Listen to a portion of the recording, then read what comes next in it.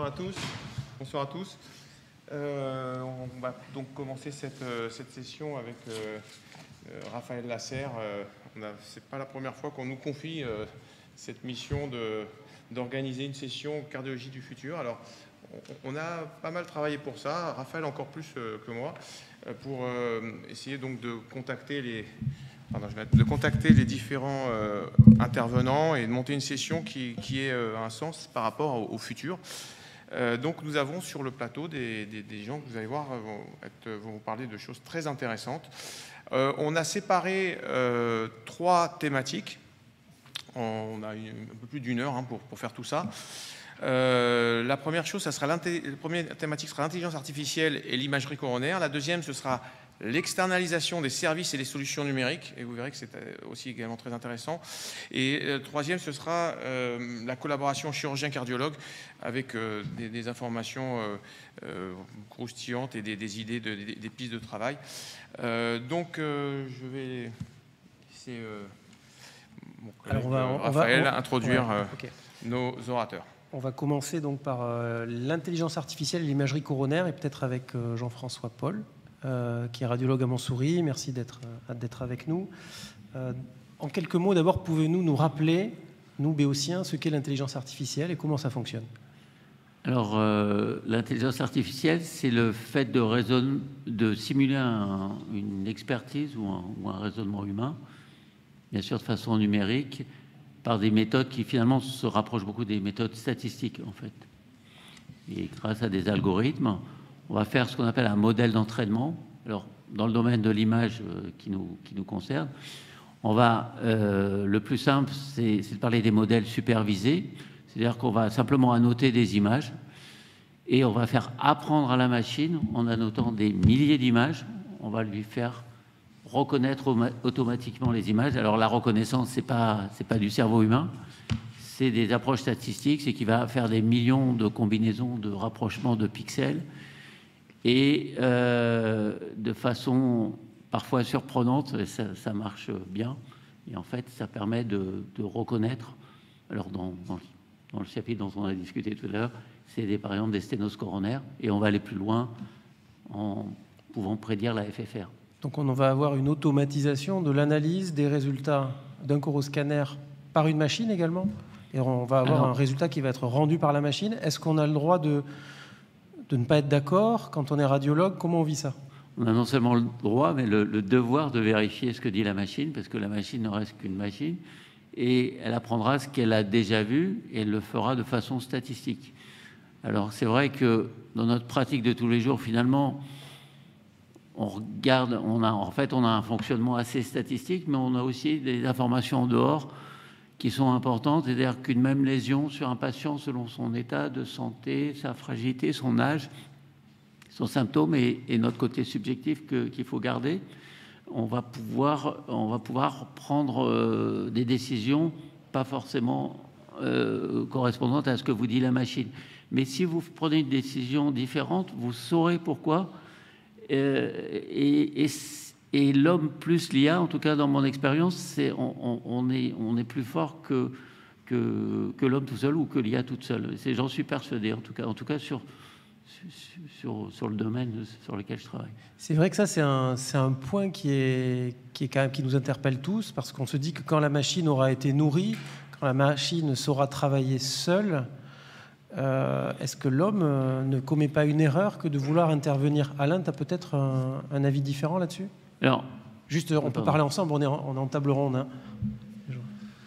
C'est compliqué de dire que si l'homme dit différent de la machine, alors l'homme se trompe. Je pense que sur des cas sur lesquels la machine a été entraînée, la machine peut éviter des biais que l'homme pourrait subir, comme par exemple, on l'a déjà évoqué 1000 fois, mais par exemple la fatigue, l'humeur, la tension, etc. Tout ça, la machine n'a pas ça. Mais si on arrive sur des cas un peu particuliers ou des cas qui n'ont pas été très nombreux lors de l'entraînement de la machine peut se planter à ce moment-là, et la machine, comme vient de le dire Jean-François, elle va répondre en statistique. C'est-à-dire que si une tâche dans une image, 99 fois sur 100, c'est ça, quand elle ne sait pas, elle va dire c'est ça, et elle aura raison 99 fois sur 100. La fois où elle se plante, c'est statistique. Sauf que toi, en tant qu'humain, tu peux reconnaître que tiens, ça c'est un truc qui est assez rare et la machine n'a pas été entraînée là-dessus, mais moi il me semble que j'ai déjà vu à tel moment, en tel endroit, et je vais prendre cette piste-là pour aller explorer plus précisément ce diagnostic. Donc en dehors de ces cas qui, à mon avis, ne sont pas très fréquents, mais en dehors des cas sur lesquels la machine n'a pas été suffisamment entraînée, alors peut-être que l'intelligence humaine gardera pour, en tout cas, un temps probablement limité, une supériorité sur l'intelligence de la machine. Et là, on ne parle pas du tout de question de responsabilité légale, qui est encore une autre question. Alors c'est vrai que parce qu'en imagerie coronaire, Jean-François, vous nous disiez, vous nous expliquez très bien, c'est que l'œil ne voit pas tous les niveaux de gris que voit le scanner et que voit la machine. Donc finalement, nous n'avons qu'une vision restreinte de la chose. La machine voit beaucoup plus de choses que nous. Oui, je dirais plutôt qu'il ne voit pas de la même façon. C'est-à-dire qu'il va regarder plus dans le détail, mais justement la vue globale vous permet des fois d'être plus performant. Vous avez plus d'informations du contexte que n'a pas la machine. Et je dirais qui correspond exactement à ce qu'a dit Alain, c'est que nous, on peut être plus performant sur des cas difficiles, mais moins constant. C'est-à-dire que même si vous êtes un expert, vous faites des erreurs d'inattention parfois parce que vous êtes fatigué, parce que vous êtes distrait, parce que voilà, ça arrive et tout le monde, c'est la réalité quotidienne. Donc ça, la machine n'est jamais fatiguée.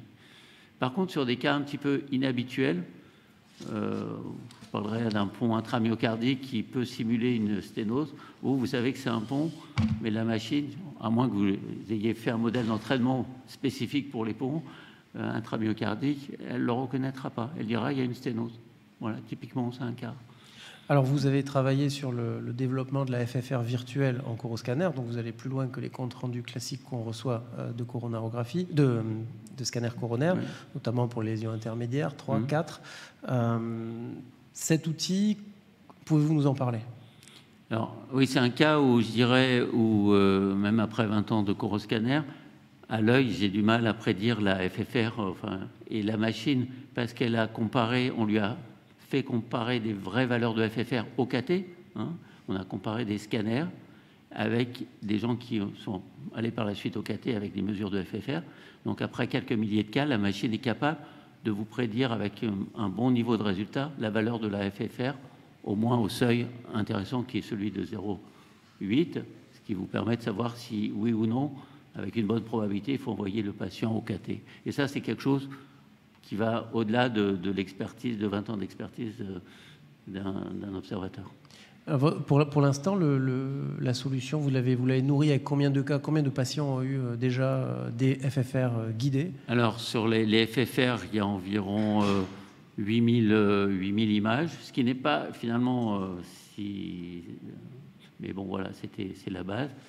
Et mais elle va s'enrichir au fur et à mesure du temps, et c'est la beauté aussi de l'IA, c'est que la performance va s'améliorer avec le nombre de cas jusqu'à atteindre un certain plafond, évidemment. Est-ce qu'on sait, à part le calibre, ce qu'elle regarde la machine dans l'IA? On le sait ou on ne le sait pas?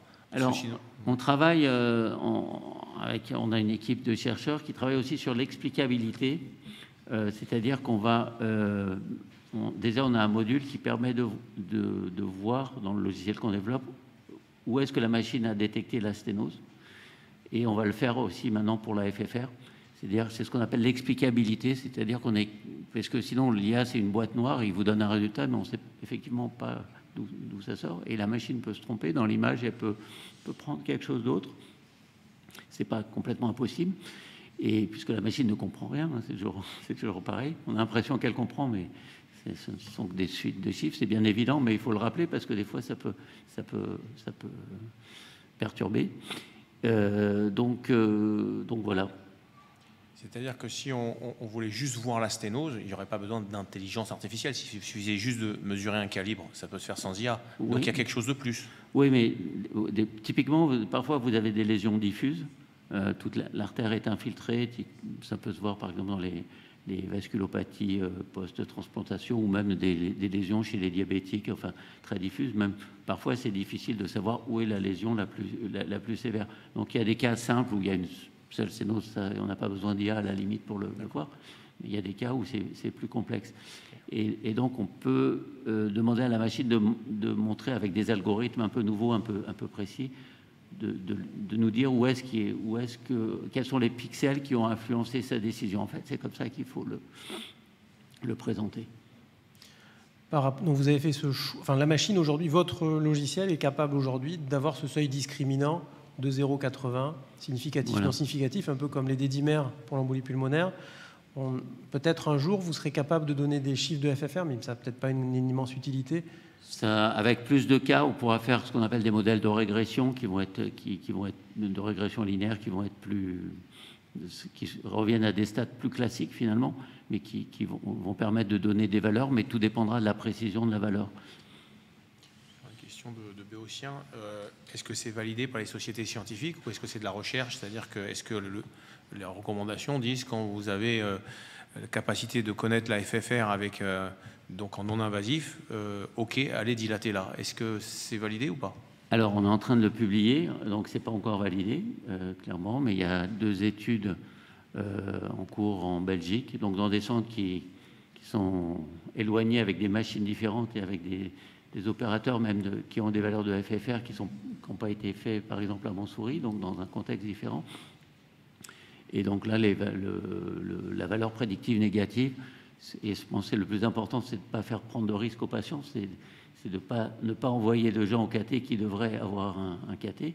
Et là, on est de l'ordre de 95%. Donc, on règle le système parce qu'on peut aussi ajuster le système pour qu'il soit le plus sensible possible, quitte à perdre un peu de spécificité dans le but de ne pas faire perdre de chance aux patients, quoi, ce qui est le plus important. Pour répondre peut-être plus largement à ta question, Jérôme, Jean-François répond pour la solution qui est en train de développer et qui est une solution française, donc qu'on a envie évidemment de promouvoir tous pour tout un tas de raisons. Mais il y a d'autres solutions également qui existent et qui, en particulier aux États-Unis et en Angleterre, font partie des recommandations. Et en Angleterre, il y a NICE qui dit, une fois que vous avez déterminé une lésion en scanner, s'il n'y a pas eu un test fonctionnel auparavant, il faut prouver le retentissement hémodynamique de cette lésion-là par une solution de FFR en scanner. Et de là va découler l'orientation vers le cath lab et l'angioplastie de cette lésion. Donc oui, il y a suffisamment de preuves et suffisamment de robustesse scientifique pour que ça fasse partie des recommandations et qu'on s'appuie là-dessus pour mettre un stent. Je rappelle quand même, il doit y avoir quelques interventionnels, j'en vois quelques-uns dans la salle. On est peut-être plus sévère avec ces solutions-là, scientifiquement plus sévère, qu'avec nous-mêmes. Parce qu'il y a beaucoup, et peut-être Greg peut me donner les chiffres exacts, mais il y a une quantité impressionnante d'angioplasties coronaires qui sont faites sans aucune preuve ischémique. Et ça, c'est l'œil. On voit que elle est serrée, alors que certainement elle parle, je mets un stent. Et là, on ne se pose pas la question de savoir s'il y a un cut-off, pas de cut-off, si ça a été validé, pas validé, s'il y a une recommandation. C'est l'impression générale, l'expérience, etc. Donc, si on est un peu honnête globalement, je pense que quand on a des solutions comme ça qui sont objectives, plutôt que d'aller chercher le trou dans la raquette qui va dire « Ah, et là, dans ce cas-là, il n'est pas très bon », il faut qu'on ramène ça à la pratique générale globale. Et quand on a des solutions de ce type-là, elles améliorent quand même grandement la pertinence de nos angioplasties. Et j'en parle d'autant plus facilement que je fais à la fois de l'imagerie et à la fois je mets des stents dans des gens. Je ne suis pas coronagraphiste, c'est à partir de la coronarographie que vous faites cette analyse? Non, pas du tout. Du scanner? Du scanner. Scanner coronaire, d'accord.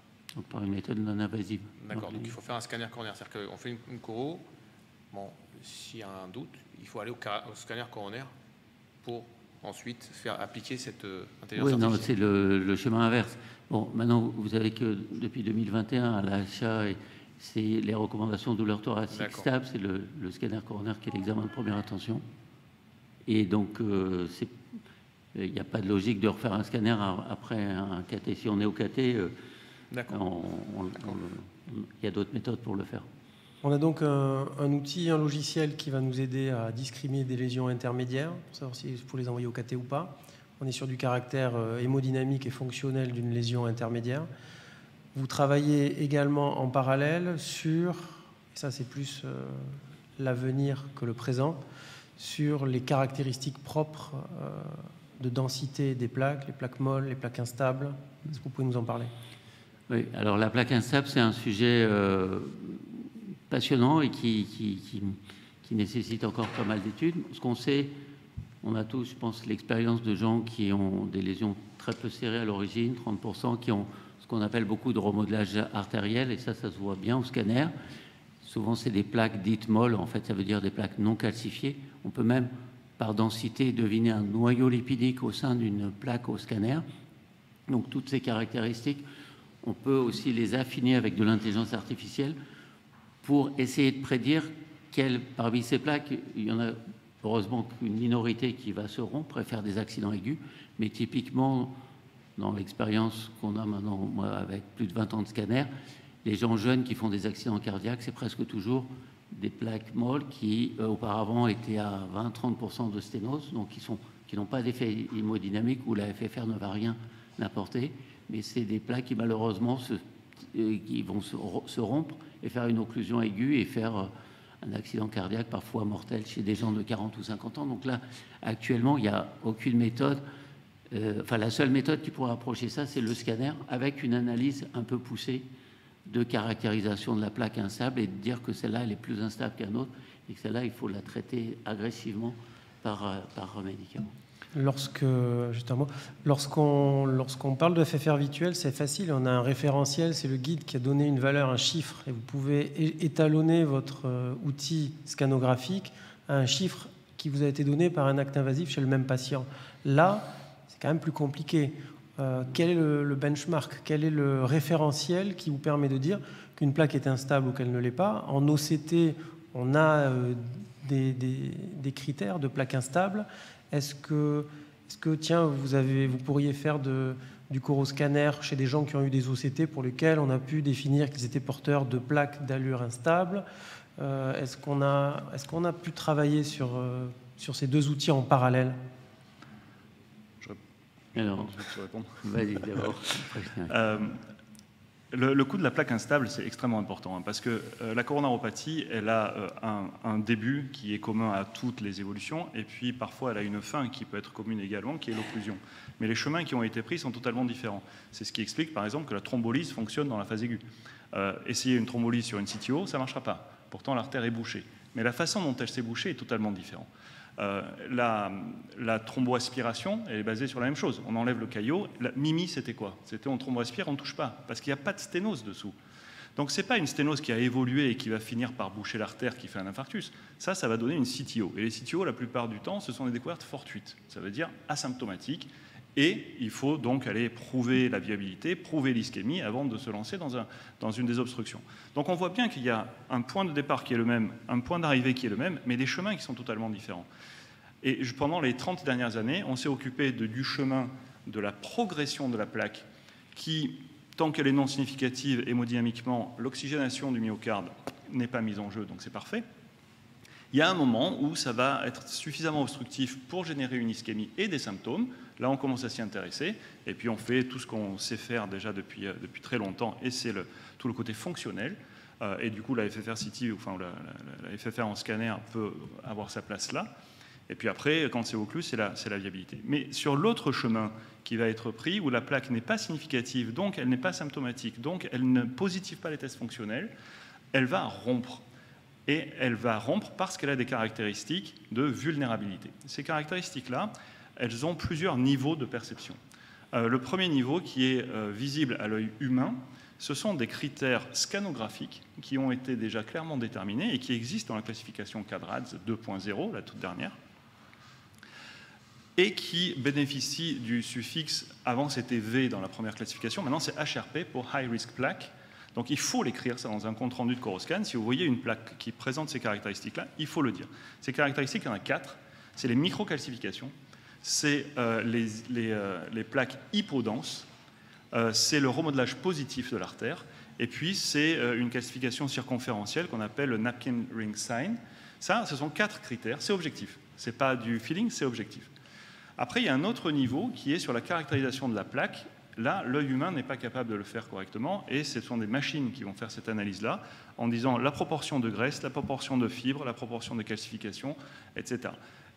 Sachant que même si aujourd'hui les machines arrivent à faire ça, on n'a aucune valeur codifiée de à partir de quel pourcentage il faut faire quoi, qu'est-ce qui est grave, pas grave, ça on ne sait pas encore. Et puis il y a un troisième niveau qui ne concerne pas la plaque elle-même, mais ce qui se passe en arrière de la paroi de l'artère, et qui est le tissu graisseux qui est au contact, qui va être modifié de façon histologique, qui va se modifier en présence d'une inflammation qui pourrait y avoir à ce niveau-là. Et on sait que l'inflammation est importante dans la génération de la plaque, et elle est également importante dans la rupture de la plaque. Donc tout ça, ce sont des informations que le scanner peut donner. À la fois l'opérateur avec son œil, ensuite les logiciels qui vont analyser la composition même de la plaque, et puis les logiciels qui vont donner l'ambiance biologique qu'il peut y avoir à ce niveau-là. Donc avec ces critères-là, aujourd'hui, on est capable d'identifier un patient qui est à risque de rupture. Bien sûr, ce risque de rupture n'est pas de 100%, et ce risque de rupture, il est exact en dehors de toute intervention humaine. C'est-à-dire que si on ne prend pas en charge ces facteurs de risque, si on ne met pas de statine, si on ne met pas d'aspirine, le chiffre qu'on a annoncé est supposé être juste. Mais une fois qu'on a ces chiffres-là, évidemment qu'on intervient, et notre objectif, c'est de faire baisser ce risque-là. J'ai répondu.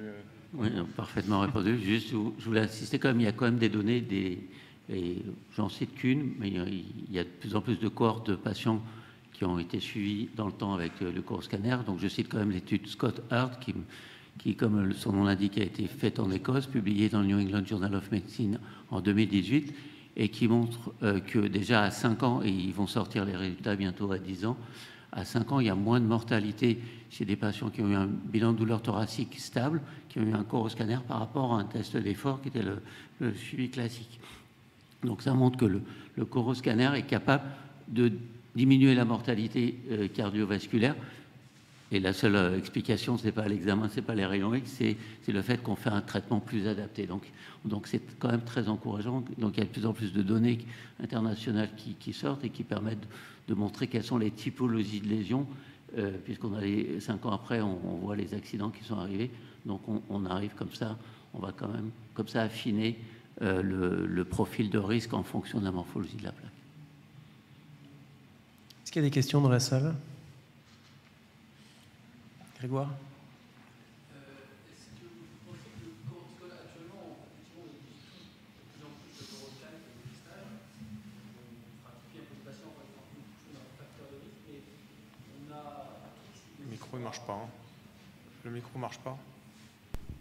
Pas grave. Voilà. Des histoires dramatiques de jeunes qui font la mort subite, des fois miraculeusement récupérés, et on découvre qu'ils étaient tritronculaires alors qu'ils faisaient du sport régulièrement et qu'ils n'avaient pas de facteur de risque.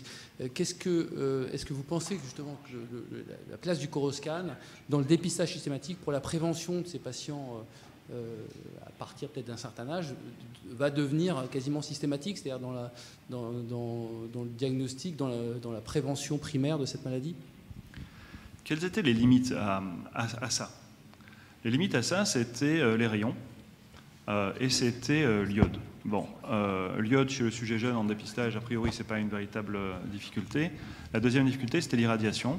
Et l'irradiation, depuis une dizaine d'années, c'est plus un sujet. À la fois les techniques et à la fois les technologies ont permis de faire baisser cette irradiation à un niveau extrêmement faible. Donc, reste la question de l'accès. Puisque si on se met à dépister, on va emboliser encore plus tous les centres qui font de l'imagerie coronaire. Donc il y a ce problème-là. Le problème du choix, de qui on va mettre, à partir de quel âge, pourquoi 40, pourquoi 50, pourquoi l'hypertendu, pourquoi le dyslipidémique. Donc ou bien on passe tout le monde au crible, ou bien il faut qu'on arrive à faire des choix qui aujourd'hui ne sont pas faits. Et ensuite, il y a qu'est-ce qu'on en fait de ces gens-là. Donc ce qu'on en fait, c'est très très compliqué. Parce que les patients qui ont des lésions qui commencent à être significatives au-delà de 30%, bon, c'est fastoche, on va les suivre par des tests fonctionnels. Eux, on n'est pas très inquiet sur une rupture. On attend qu'ils soient symptomatiques ou qu'ils soient fonctionnellement significatifs et on va les traiter et ça, on est tranquille. Mais qu'est-ce qu'on fait des autres ? Ceux qui n'ont pas de lésions significatives, ceux qui sont à moins de 30%, a fortiori ceux qui sont à 0%. Parce qu'eux aussi, ils peuvent avoir des prédispositions ou des plaques qui ne sont pas encore visibles et qui vont rompre. Et ça, il y a des papiers qui sont sortis et qui ont montré qu'il y avait, alors de mémoire, je crois que c'est 9% des coroscans normaux qui ont une inflammation coronaire et qui ont donné un accident cardiaque grave dans les 8 ans qui viennent. Donc, c'est assez compliqué. Dans les recommandations aujourd'hui, le scanner coronaire injecté n'est pas recommandé dans le dépistage. C'est le score calcique. Il se trouve que le score calcique, j'ai ma propre idée dessus, est suffisamment pour faire un topo sur ça ne sert plus à rien dans quelques mois aux Journées européennes, et je vous invite à venir.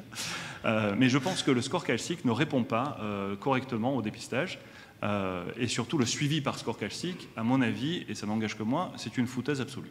Bon, ça c'est mon opinion. Est-ce qu'il faut dépister les gens? Je pense que oui, mais il faut qu'on établisse tous ensemble les critères d'éligibilité à ce dépistage et qu'on mette, avant que ça commence, les algorithmes décisionnels en fonction de ce que l'on peut trouver et à quelle récurrence on va réexaminer ces gens-là.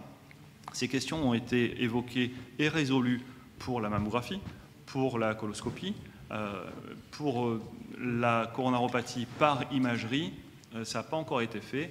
Et même si je faisais partie des promoteurs du dépistage parce que je trouvais que c'était bien, aujourd'hui je me demande comment est-ce qu'on va absorber déjà les douleurs thoraciques avant de se mettre à absorber les asymptomatiques. Tu as fait ton cours au scanner, Grégoire? Ok. Il faut qu'il soit bien interprété, on l'a vu. Hein. Alors, ceci dit, juste ce qu'on appelle un quadrat zéro anormal, il y a quand même des courbes de survie qui, la probabilité d'événement à 10 ans est très faible.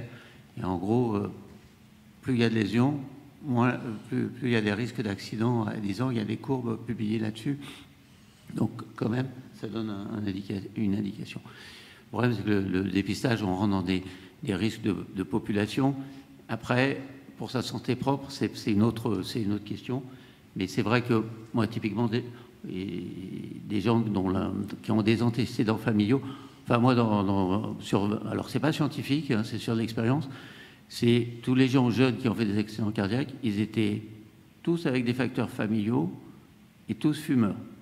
Bon, après, c'est une expérience perso. Ça veut, donc, moi, quelqu'un qui me dit j'ai mon père qui est mort un infarctus à moins de 50 ans, et alors en général, ils ne se vantent pas d'être fumeurs, j'ai tendance à leur...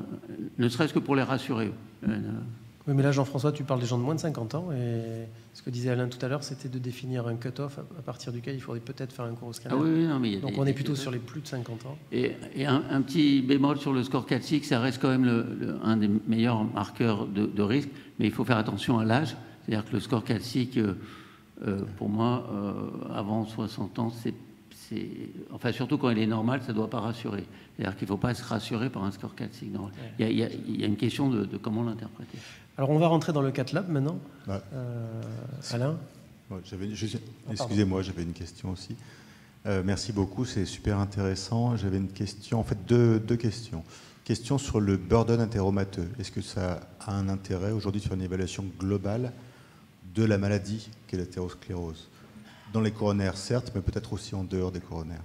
Et la deuxième question, c'est vous parliez de biologie, en particulier de marqueurs de l'inflammation. Est-ce que ça pourrait venir enrichir votre algorithme d'imagerie à la base, mais d'avoir aussi une information justement biologique qui pourrait caractériser une plaque instable ou un risque de rupture?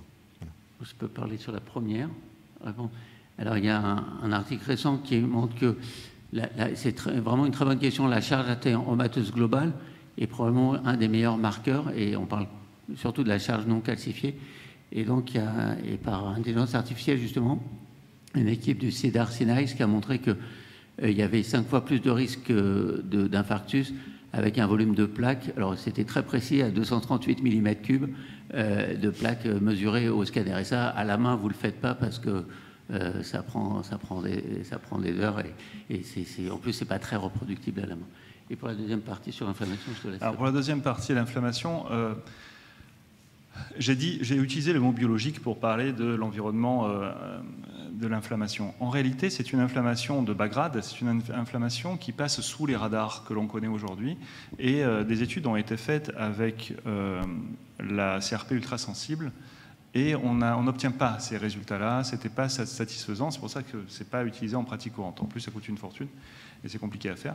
Mais ça n'a pas permis d'obtenir les résultats que l'on obtient par l'imagerie. Alors, les autres données d'inflammation en dehors de la biologie, c'est quoi?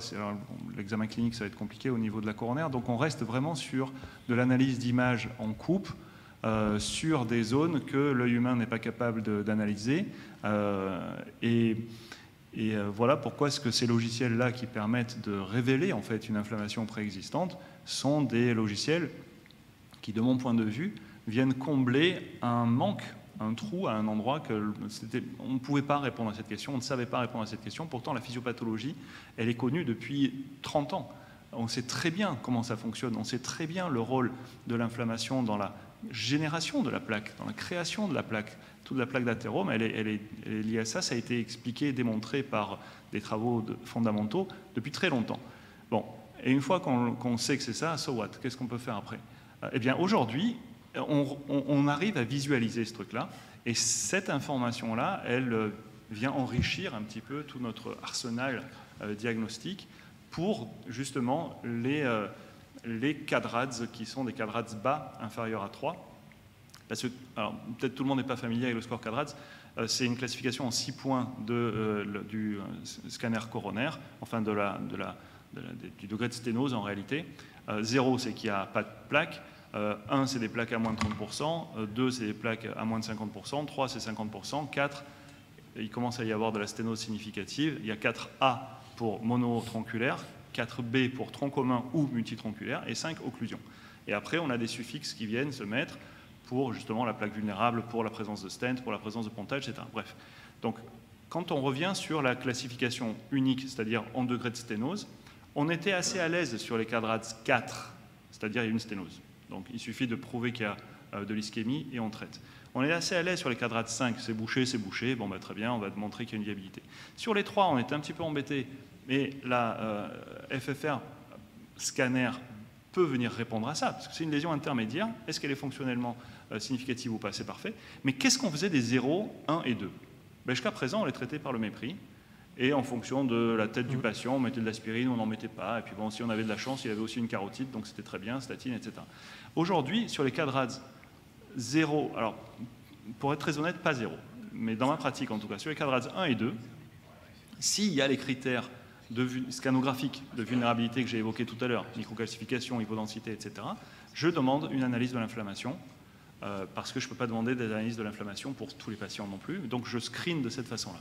Donc les patients qui, à mon sens, scanographiquement, ont des plaques que je vais coter comme étant HRP, donc à haut potentiel de vulnérabilité, je vais un peu plus loin en essayant de voir s'il y a une inflammation locale et si le risque de ce patient-là est plus élevé que s'il n'avait pas d'inflammation.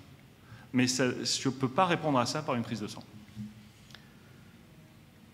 Merci pour ta réponse très détaillée. On n'a plus beaucoup de temps à partager avec vous, donc j'aimerais te poser une question par rapport à la QFR. L'intelligence artificielle s'invite dans nos cath labs. Est-ce que la QFR est le résultat d'algorithmes mathématiques ou d'intelligence artificielle ou des deux? Alors, stricto sensu, ce n'est pas de l'intelligence artificielle, parce que l'intelligence artificielle, comme l'a expliqué très bien Jean-François, c'est voir dans une image des informations que l'œil humain ne voit pas. Or, là, sur la QFR, on est uniquement sur du calcul mathématique. On est sur des équations mathématiques. Pour alimenter ces équations, on a besoin de données que l'on va injecter dedans. Et ces données sont issues, alors on parle de QFR, donc on est sur de la coronarographie, sont issues de l'angiographie.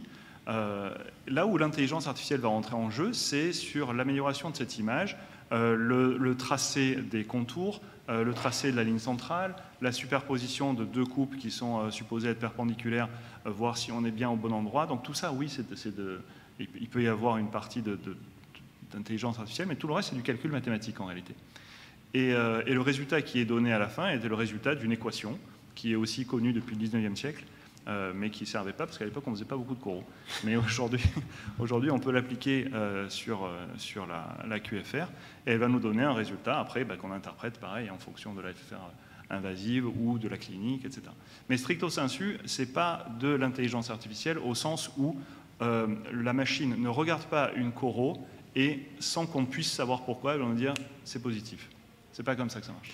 En tout cas, pour un cardiologue interventionnel, ce qui est important, c'est de savoir que peu importe la méthode, au final, c'est la machine qui donne le résultat, ça n'est plus l'œil du cardiologue. Et que si on utilise ces outils, il faut peut-être les accepter tels qu'ils sont, avec leurs forces et leurs faiblesses. Je pense que si on commence à corriger des contourages automatiques qu'a fait la machine, parce qu'elle a appris avec des milliers de cas, si on commence à modifier des choses, finalement, on va attirer la décision et la valeur de FFR telle qu'on aurait peut-être inconsciemment ou intuitivement envie de l'emmener. C'est sûr qu'on va orienter les choses, mais il faut donner à la machine de quoi travailler. C'est-à-dire qu'il ne faut pas d'image de mauvaise qualité, il ne faut pas qu'il n'y ait pas eu de nitré pour être à la vasodilatation maximale, il ne faut pas qu'il y ait de superposition d'images. Donc si on donne les bons outils à la machine, après il faut lui faire confiance. Et il faut se rappeler que FFR, ça veut dire facile, fiable et rapide. Voilà, donc pour tous ceux qui sont équipés de QFR, faites de très belles images QFR, c'est quoi que vous donnez à la machine et derrière, elle vous donnera un résultat fiable. On vous remercie beaucoup, Alain et Jean-Paul, pour cette très belle intervention. Voilà, donc on va passer au sujet suivant. On invite sur le plateau, si vous voulez bien, le docteur Vivien Thompson, Adrien Acquier et Thibaut Descours. Et également Jean-Marc Chevalet, pardon. On va faire cette session externalisation des services et solutions numériques qui vont être traitées ensemble. Alors pour ceux qui n'ont pas encore d'indigestion sur le scanner coronaire, on va faire parler Vivien et Adrien qui sont des radiologues, une fois n'est pas coutume. À nouveau des radiologues, oui. Voilà. Alors cette fois-ci, c'est sur le volet donc externalisation. Donc ce concept de ne pas faire sur place, mais de faire ailleurs, puisque ces données numériques peuvent être envoyées. Et donc, ça demande de savoir pourquoi. Vous allez nous dire pourquoi, comment, les problèmes, et puis peut-être l'avenir. Donc, toute entreprise n'a de sens que si elle répond à un besoin. Alors, quel était le besoin? Oui, alors, pour nous présenter rapidement, Adrien et moi, on travaille dans une structure qui s'appelle Imadis. On fait de la téléradiologie. Moi, je suis un des cofondateurs de cette structure. Et l'enjeu qu'on s'est fixé il y a 15 ans quand on a démarré, c'était de répondre à un besoin qui reste vrai aujourd'hui, c'est c'est la difficulté qu'ont certains centres à assurer le 24/24 en imagerie, parce que la demande d'imagerie est très forte au quotidien, parce qu'il y a de plus en plus de machines qui consomment des radiologues, et assurer la journée plus la nuit dans un environnement pour le monde hospitalier qui est très concurrentiel avec le libéral, c'est compliqué. Et donc nous, on se positionne comme une structure capable en téléradiologie, principalement de gérer les urgences de nuit d'imagerie. Donc on a quelques spécificités dans notre façon de travailler, notamment celle d'être organisé un peu comme des centres de régulation du SAMU en termes d'environnement de travail. C'est-à-dire les radiologues sont dans des centres dédiés. Donc historiquement, on a démarré à Lyon et aujourd'hui on a 8 centres avec des radiologues qui travaillent, qui gèrent mutuellement aujourd'hui un peu plus de 120 établissements de santé en métropole et dans les dom-toms.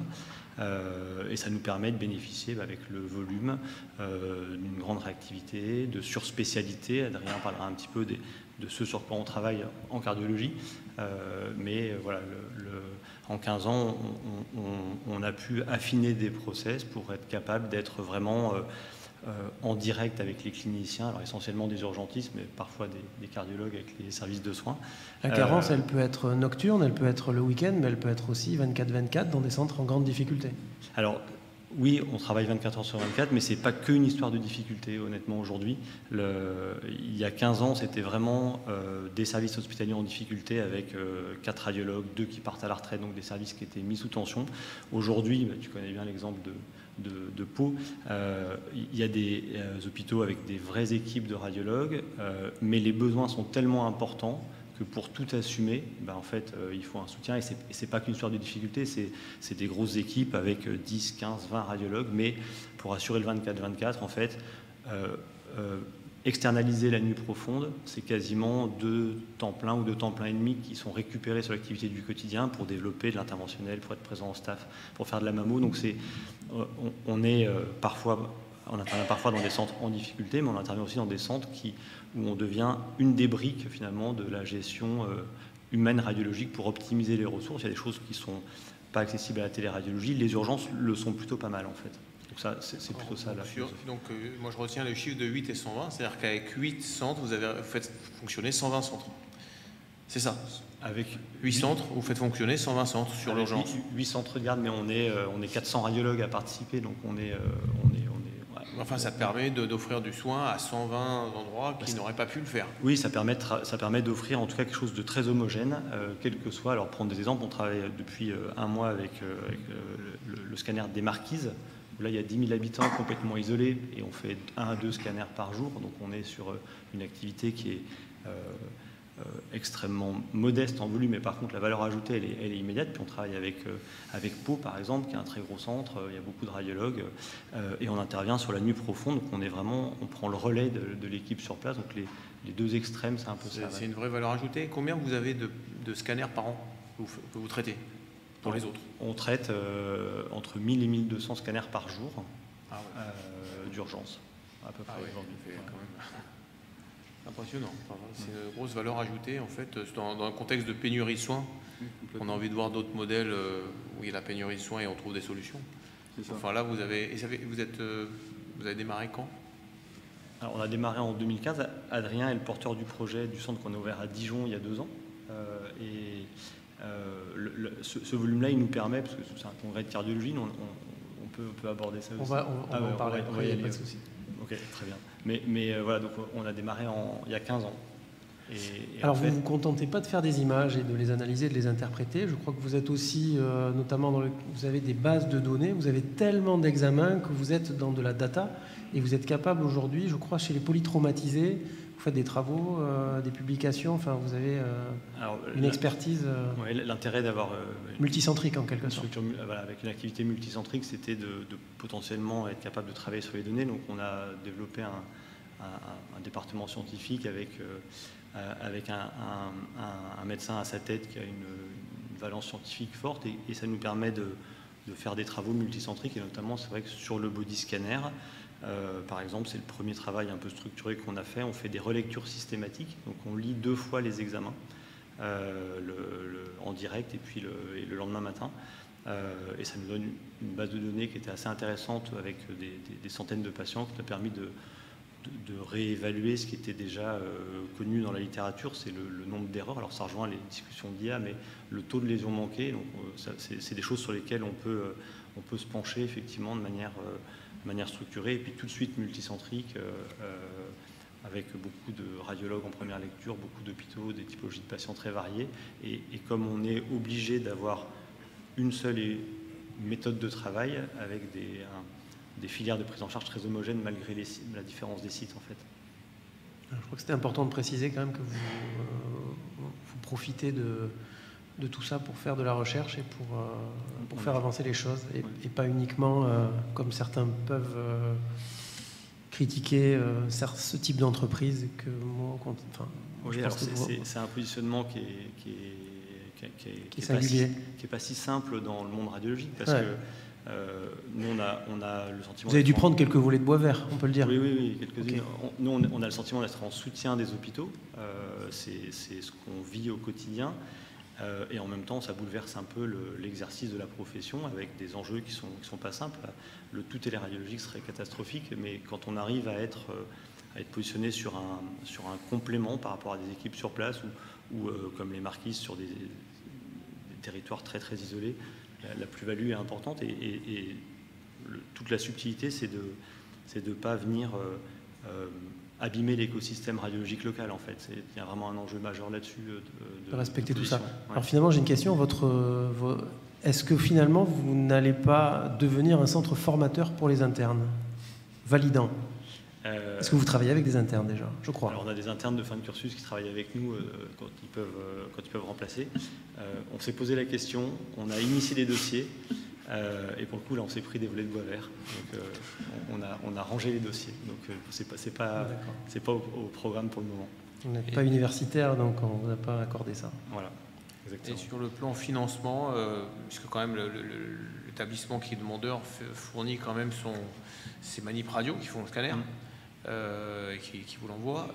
Comment vous organisez le financement? Enfin, c'est de partager. En scanner, c'est assez facile parce que la cotation, elle différencie un forfait technique et un forfait intellectuel. Donc, il y a le forfait technique qui couvre l'achat de la machine, les locaux, les manips, etc. Donc ça reste à l'hôpital. Et puis nous, on prend le forfait intellectuel qui est l'équivalent de la consultation. Donc la dichotomie, elle est déjà faite au niveau de la Sécu. Donc on applique ce qui est en place au niveau de la Sécu. Et à part l'adversité de certains collègues, est-ce que vous avez rencontré des difficultés? Peut-être la mise en place, non? Enfin, je ne sais pas. Mais... oui, les enjeux sont multiples. En fait, ce qui est compliqué, c'est d'amener un changement dans un hôpital, en fait, d'embarquer les équipes, et c'est les informaticiens, les manips, les cliniciens, de faire en sorte que ce soit un vrai projet d'établissement. Donc là, il y a un gros travail de terrain à chaque fois. Il faut trouver les porteurs de projets qui ne sont jamais les mêmes d'un établissement à l'autre. Des fois, c'est le cadre, des fois, c'est le radiologue. Enfin, c'est cette difficulté cet enjeu quotidien. Donc, on parle de projet, de porteur de projet. Je crois que vous êtes porteur d'un projet actuellement. Racontez-nous. Oui, tout à fait. J'ai la chance d'être porteur du projet IMACORO. Donc, en fait, comme le dit Vivien, on est organisé sur spécialité, et puis on a eu une très belle publicité là, du scanner cardiaque sur l'intervention d'avant. Donc, on s'est dit, on travaille avec 120 partenaires hospitaliers qui commencent à nous demander et avoir une demande de plus en plus importante pour faire des scanners cardiaques. On a 30% de nos radiologues environ qui sont formés en imagerie cardiaque comme moi. Moi, je suis praticien hospitalier au CHU, j'en fais quotidiennement. Donc, on s'est dit, pourquoi pas le mettre en place. En plus, on a l'expérience de l'imagerie d'urgence. On a une super communication avec les centres avec lesquels on travaille. Donc, on a lancé ce projet-là en octobre. Voilà, on a évalué les enjeux, les menaces du projet. On sait très bien que pour interpréter un scanner cardiaque de manière correcte, il faut qu'il soit ultra qualitatif et qu'il soit dans les recommandations. Donc, on voulait avoir une adhésion de nos centres hospitaliers, des manips, des correspondants. Et ça nous a permis de choisir des centres pilotes. Et voilà, développer ce projet-là à l'avenir. Donc là, on est bien avancé. On a un objectif de premier scanner cardiaque interprété avec nos centres partenaires, avec un de nos centres partenaires pilotes, premier trimestre 2024. Voilà. Donc en urgence, on parle d'activité d'urgence de nuit profonde. Il y a plusieurs questions là-dedans. La première, c'est je pense qu'il y a des gens qui vont réagir. Est-ce que le coroscanner a du sens aujourd'hui, pour un patient qui passe aux urgences, où on a un ECG, une douleur, une troponine, 2 troponines, est-ce que ça a du sens ou pas? Je pose la question. Typiquement, d'intégrer un coroscanner à ce parcours patient, avec quand même des risques toujours qu'on ait des urgentistes qui déclenchent systématiquement le coroscanner, sans forcément d'ailleurs que le cardiologue du centre hospitalier concerné et qui est de garde soit peut-être au courant. Donc je veux dire, ça c'est une proposition, mais il y a des enjeux derrière qui sont importants. Et 2, est-ce que le deuxième positionnement du coroscanner, c'est finalement pas un centre qui n'est pas capable de faire du coroscanner parce qu'il n'a pas de radiologue compétent? Moi, dans mon centre, il y a un radiologue compétent et il fait plein d'autres choses, donc il ne peut pas faire beaucoup de coroscanners. Et les radiologues ne veulent pas que les cardiologues rentrent dans les salles de scanner, donc c'est compliqué. Donc pour des activités programmées de jour, sous-traiter l'activité d'analyse pourrait aussi être une deuxième carte. Oui, et en fait, ça, c'est des menaces qu'on a analysées avant, en amont. Donc par exemple, si effectivement c'est hors recommandation ou sans avis spécialisé d'un cardiologue sur place, etc., là, la demande sera pas validée. En fait, on a des demandes qui sont filiarisées, qui ne sont pas faites à la va-vite. Il y a une troponine qui doit être renseignée, un ECG, un avis cardio qui doit être donné, la fréquence cardiaque qui doit être renseignée en amont, parce que de toute manière, on va potentiellement mettre de la ténormine après. Si on met de la ténormine, est-ce qu'il y a le cardiologue qui doit être sur place? Ça, c'est tout des choses sur lesquelles on a travaillé en filière avant que l'examen soit fait, pour qu'il soit fait le plus sécuritaire possible et avec la meilleure technique. Et donc ça, sur ce point-là, on a tout cadré pour éviter les dérives. Et après, on a fait un sondage auprès de nos 400 radiologues pour savoir si on allait avoir quelqu'un de formé en imagerie cardiaque 24/24, 7 jours sur 7. Et en fait, le sondage a été...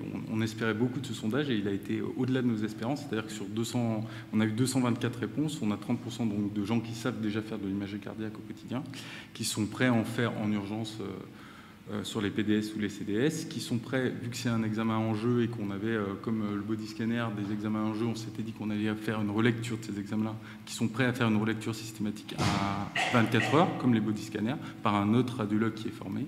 Et sur les 70% restants qui ne sont pas formés en imagerie cardiaque, on est en train de préparer un e-learning et toute une formation en partenariat aussi avec la SFICV, basée sur le cadrage, avec des comptes rendus formalisés, etc. On n'a pas de doute sur, vu le nombre de radiologues qui travaillent pour vous, que vous aurez cette compétence de 24/24 nous produire une analyse d'un bel coroscanner, ce qui n'est pas forcément le cas même dans un gros CHU, avoir un radiologue compétent le soir de garde concerné. Mais j'aimerais bien vraiment, s'il y a des gens dans le public qui peuvent réagir par rapport à ça. Est-ce que ça a du sens ou pas de faire, selon vous, un coroscanner la nuit à 3 h du matin pour un patient qui vient, qui a des facteurs de risque, qui a une douleur foireuse, qui a une électrode normale, une tropo normale, parce que ça, c'est tous les jours. Et moi, j'ai mon opinion là-dessus, mais je vous la dirai après. Grégoire, Alain.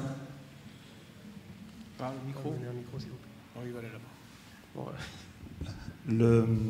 Le scanner aux urgences a déjà fait l'objet de beaucoup de publications.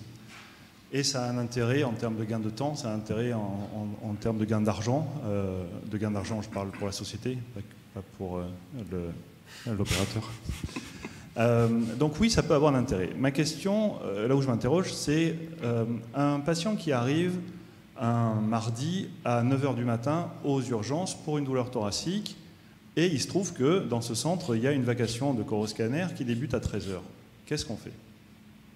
On lui fait le coroscan à 9 h ou on attend 13 h pour le faire sur la vacation? Mais tout dépend si tu as la compétence de le faire à 9 h ou à 13 h. Si tu n'as pas la compétence... On ne l'a pas à 9 h, on l'a à 13 h. Est-ce qu'il est scandaleux d'attendre 4 heures pour lui faire son coroscanner?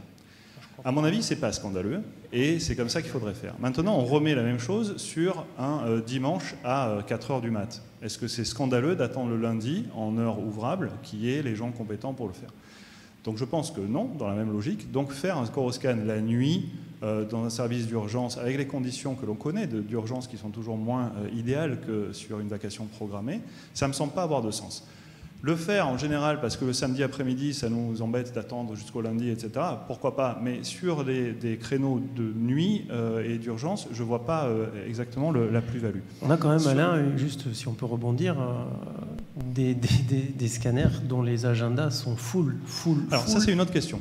Oui, mais ça, c'est une autre question. Pour vous, je me permets d'intervenir, c'est directement lié. C'est-à-dire, s'il y a tous les jours des plages de coroscanner accessibles, bah oui, il n'y a pas d'intérêt. C'est des examens qui peuvent être un peu décalés. La réalité, c'est que c'est pas si simple, en fait. Moi, je travaille dans un centre où on fait aussi du coroscanner. Il y a 2 vacations ou 3 par semaine. En fait, il n'y en a pas tous les jours. Enfin, l'organisation derrière, elle impacte... Ce qui se passe la nuit est toujours directement lié à ce qui se passe la veille et le lendemain dans l'organisation. Je partage ce que vous dites et je ne me suis peut-être pas très bien exprimé. Ce que je voulais dire, c'est que la problématique, elle est liée au nombre global de vacations disponibles. Mais si on les donne sur des heures ouvrables en semaine, on n'a peut-être pas besoin d'en faire la nuit. Et le fait qu'une équipe comme la vôtre, qui, avec toutes les qualités que vous avez, est capable de gérer un nombre impressionnant de scanners sur beaucoup de centres, et en temps réel, etc., c'est très bien, ça va apporter des solutions à des centres qui n'en ont pas. Mais là où je voulais intervenir, c'est qu'il ne me semble pas judicieux d'aller embêter un mec à 4 h du mat pour 23 € pour un coroscan qui peut être fait à quelques heures plus tard. Et moi, je rajouterais même un point. La personne qu'on embêtera le plus dans cette histoire, c'est le manip, en fait. C'est-à-dire qu'avoir l'adhésion des manips pour faire des coroscans... Et le cardio qui a validé l'indication. Et les cardiologues, mais le cardiologue, on peut supposer qu'il aurait été sollicité dans tous les cas, mais en tout cas, les manips, s'ils se mettent à faire des coroscanners la nuit, il va falloir leur justifier ces coroscanners, parce que c'est compliqué, parce que certains ont beaucoup d'habitude, d'autres moins, et que ces examens sont dans tous les cas des examens qui prennent un peu plus de temps pour des manips qui n'ont pas forcément une expérience majeure au quotidien. Et donc oui, il faudra les justifier, et c'est un des enjeux de cette réflexion, c'est de se dire il existe une demande, qu'est-ce qu'on en fait? On doit pouvoir faire certains examens qui sont vraiment indiqués, et il faut absolument des garde-fous, parce que que ce soit les radiologues qui auront un travail complexe à faire sur des examens de mauvaise qualité, éventuellement les manips qui auront des examens plus compliqués à faire, en fait on perdra l'adhésion de ces 2 équipes assez rapidement si on n'est pas capable d'avoir quelque chose d'extrêmement circonstancié. Ça, c'est important. On va conclure. J'ai pas eu la réponse au final. Je voulais répondre plus précisément aux urgences parce que j'ai un avis absolument contraire. Et suite à une étude, mais c'est bien d'amener un peu d'opposition à une discussion. On vient de publier dans European Heart Journal, c'était le mois dernier, une étude qu'on a fait aux hôpitaux universitaires de Genève en utilisant le logiciel donc de Corex qu'on développe. Donc qu'est-ce qu'on a fait? On a regardé sur 200 patients de façon rétrospective, hein, c'est Quand j'ai dit on, c'est l'équipe de Jean-François II à Genève. Ils ont regardé 200 patients qui ont eu un scanner aortique aux urgences pour éliminer une dissection aortique. Donc c'est les urgences de Genève. On regarde 200 patients qui viennent donc filtrés par les urgences. Ils font une suspicion de dissection, ils ont un scanner avec gating cardiaque. Voilà. Et rétrospectivement, il y a 8% de syndrome coronarien aigu qui sont passés inaperçus, qui ont tous été détectés par l'intelligence artificielle. Ça, c'est la réalité. Donc, c'est des pertes de chance, c'est des gens qui vont faire des infarctus. S'ils arrivent la nuit et qu'on ne les détecte pas tout de suite, vous savez mieux que moi, tous les cardiologues savent mieux que moi, que c'est des pertes de chance, c'est des infarctus irréversibles et c'est des défibrillations, des morts subites. La réalité, c'est ça. Et donc, il y a un intérêt majeur. Alors, par contre, il faut le mettre en place et c'est compliqué. Il faut les manips de nuit. Parce que dans des hôpitaux, même parisiens, universitaires, à qui j'ai posé la question et dans lesquels j'ai travaillé, le manip de nuit ne veut pas faire de gating parce qu'il n'a pas été formé pour ça. Mais il y a effectivement un intérêt majeur, puisque aux urgences, même si des fois un pseudo-ECG normal, il y a des occlusions artérielles, c'est la réalité. Ça a été vu dans cette étude, mais ça a été en fait, en regardant bien, ça a été déjà publié ailleurs dans des études américaines. Bon. Donc je pense qu'il y a un intérêt majeur à faire du scanner cardiaque la nuit aux urgences. On tombera pas tous d'accord. On refera une session l'année prochaine pour débattre un peu plus sur cette thématique. En tout cas, mon patient, à 3 heures du matin, qu'est-ce qui s'est passé ? Il n'a pas attendu le lendemain matin. Il n'a pas attendu le lendemain matin parce que l'urgentiste a considéré que tous les feux étaient au vert. Il l'a renvoyé chez lui et 2 jours après, il est revenu parce qu'il a vraiment très très mal dans la poitrine. La douleur est revenue. Il a passé la nuit à souffrir et à 3 heures du matin, il est arrivé. Il avait un infarctus antérieur étendu. C'est un cas, on ne fait pas des généralités sur des cas, mais je pense que tous ici, vous avez vécu ce genre d'histoire de patients qui étaient passés il y a 3-4 jours déjà pour une douleur et qu'on avait renvoyé en les rassurant. Vous n'avez rien, c'est sûr. Donc forcément, quand la deuxième douleur revient, les gens traînent un peu à venir aux urgences. Sorti avec cardégique ou sans cardégique ? Non. Il est sorti avec un stent, mais quelques jours plus tard. Voilà. On va enchaîner. Merci beaucoup pour votre intervention. Merci beaucoup pour cette externalisation, donc le concept d'externalisation des scanners. Alors, sans transition, on va passer à l'externalisation des Holters, dont le plaisir de recevoir Thibaut Descours, qui a monté une entreprise en Angleterre. Et donc, c'est pour ça qu'on l'a invité, parce qu'il a une expérience en Angleterre. Il va nous raconter ça, de Holters externalisés. Voilà, Thibaut, je vais te laisser nous expliquer peut-être pourquoi tu avais fait cette entreprise et pourquoi tu penses que l'externalisation est quelque chose d'important pour les Holters et puis comment ça pourra se transposer en France. D'accord, vaste question. Donc, pourquoi externaliser le Holter ? En fait, pour 2 raisons. La première, c'est améliorer votre service aux patients. Et la deuxième, c'est pour préparer l'avenir. Alors, comment vous pouvez améliorer votre service aux patients avec les Holters ? Lorsque vous regardez la pratique en France, et c'était la même en Angleterre quand j'ai commencé il y a 5 ans, la majorité des Holters, plus de 80%, étaient d'une durée de 24 heures.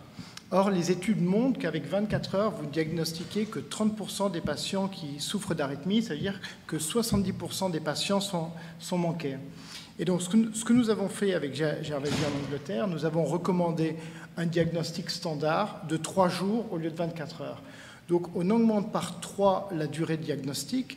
Ça veut dire que les centres doivent augmenter par 3 leur capacité de diagnostic, par 3 leurs équipements en Holter et par 3 leur capacité d'analyse. Et c'est là où l'externalisation devient intéressante. Alors, comment se passe une externalisation de Holter ? En fait, ce que fournissent les prestataires de services, c'est un certain nombre de machines. Alors, il m'est arrivé d'en donner 5, 10, mais aussi d'en donner 100. Et donc, à partir de là, le rôle du centre, c'est de faire venir les patients, leur mettre le Holter, les patients le portent pour le nombre de jours prescrits, reviennent, les données sont téléchargées sur notre plateforme, et là, elles sont analysées sous 72 heures. Et derrière, les cardiologues, ou en Angleterre, les physiologistes, qui sont d'une formation de Bac+3, les valident. Alors, la clé du succès, c'est vraiment avoir un prix de remboursement qui est inférieur, un prix de facturation qui est inférieur au prix de remboursement, de manière à ce que les financiers qui dirigent les hôpitaux en Angleterre ne s'y opposent pas. Et là, la technologie, le service a été suivi en masse. Donc la première réponse, c'est pour améliorer le service aux patients. La deuxième, c'est pour préparer l'avenir. Lorsque vous regardez les tendances macroéconomiques du rapport du livre blanc de la cardiologie publié l'année dernière, deux tendances m'ont marqué. La première, c'est que sur 5 à 10 ans, la demande pour les services de cardiologie de la part de patients va augmenter d'année après année de 2,5%, notamment dû au vieillissement de la population et à la hausse de la morbidité. En même temps, vous voyez que l'offre de services en cardiologie va baisser de 2% par an du fait des départs à la retraite qui sont insuffisamment remplacés.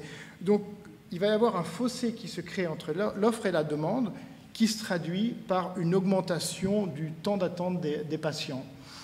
Et en tant qu'économiste, je fais une analogie avec l'industrie automobile il y a 100 ans. Il y a 100 ans, les fabricants d'automobiles fabriquaient toutes les pièces et les assemblaient.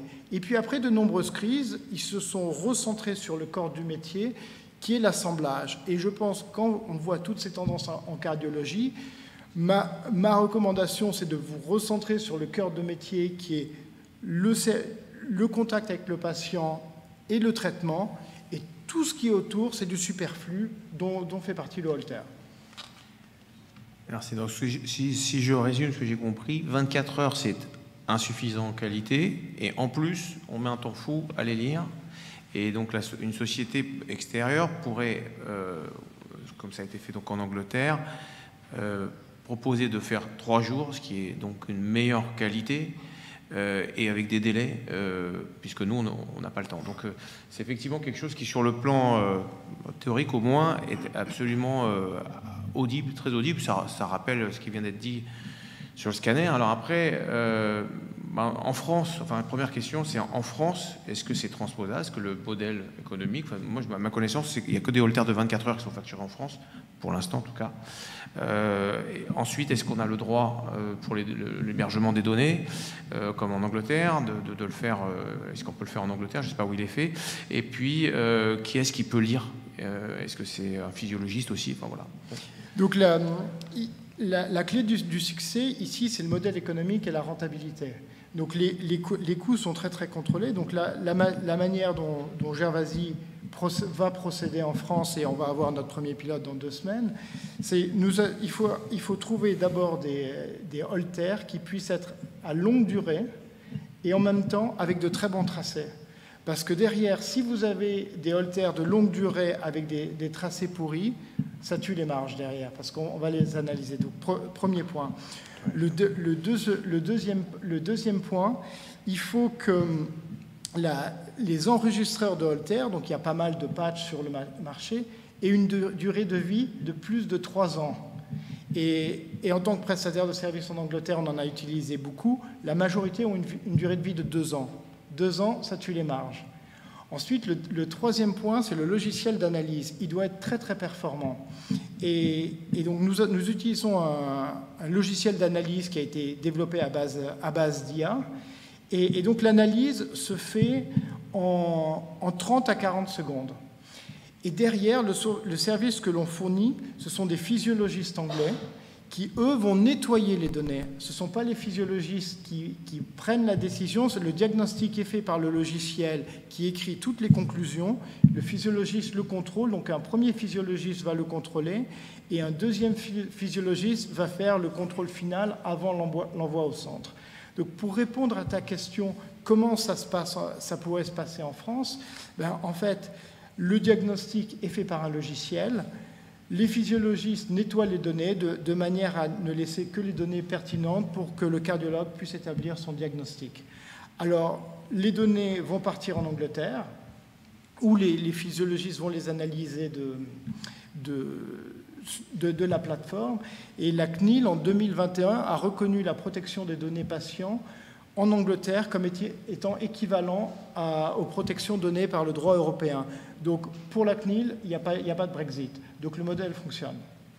Et finalement, on utilise des physiologistes qui sont des formations à Bac+3. En Angleterre, c'est eux qui font du télésuivi de prothèses cardiaques, c'est eux qui font des analyses de Holter. Donc, ils ont l'expérience. Ceux que nous utilisons, ils ont 20 ans d'expérience. Donc, voilà. Même sans remettre en cause leurs compétences, est-ce que sur le plan légal, parce qu'on sait que la France, c'est très carré, hein, enfin, un peu trop des fois, est-ce que c'est validé de prendre des physiologistes anglais, donc non docteurs, pour analyser un Holter? Alors aujourd'hui, dans les hôpitaux, ça se fait. Des infirmières analysent les Holters. En Angleterre? Non, en France. Oui. En France, ça se fait. Donc, en tant qu'entrepreneur, j'avais deux choix. Soit je vais aller taper dans les centres et recruter le personnel, et là, je ne vais pas me faire des amis. Soit je prends des gens formés en Angleterre, et j'ai décidé la deuxième solution. Mais à la fin de la journée, la responsabilité médicale est avec le médecin. La responsabilité médicale est avec le médecin, c'est-à-dire que le médecin donc, doit lire ce Holter, mais il n'a pas revu toutes les données, et il doit dire c'est cohérent, sinon je ne valide pas. C'est ça qu'on demande. C'est ça. Donc en fait, il va avoir un rapport de conclusion, et il va avoir toutes les données brutes en PDF s'il veut valider, s'il veut aller chercher, s'il a un doute. Et concernant donc la rémunération, il semble que, enfin, je sais qu'il y a une refonte de la nomenclature et qu'il a été demandé pour la cardiologie qu'il y ait des Holter longue durée. On ne connaît pas le code, on ne connaît pas le prix. Enfin, c'est peut-être qu'il y aura un Holter longue durée qui sera validé parce que là, effectivement, c'est 78 €. Il faut tout faire avec ça parce que c'est 24 heures. Hein. C'est 24 heures ou plus. C'est marqué comme ça. En fait, oui.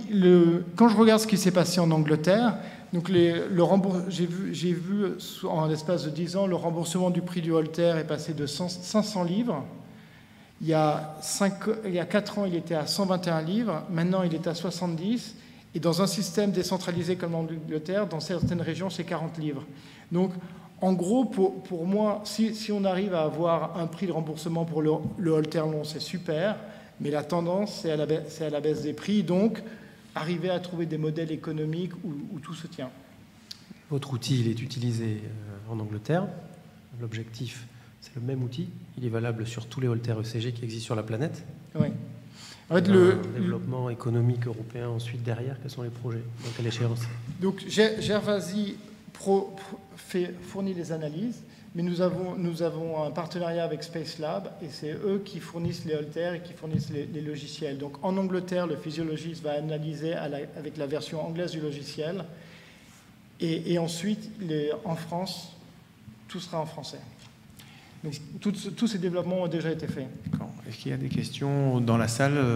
Je pense que vous êtes plusieurs à être confrontés quand même à avoir des listes de Holter en attente. Même quand on n'est pas rythmologue, je sais pas, on vous demande peut-être. Non.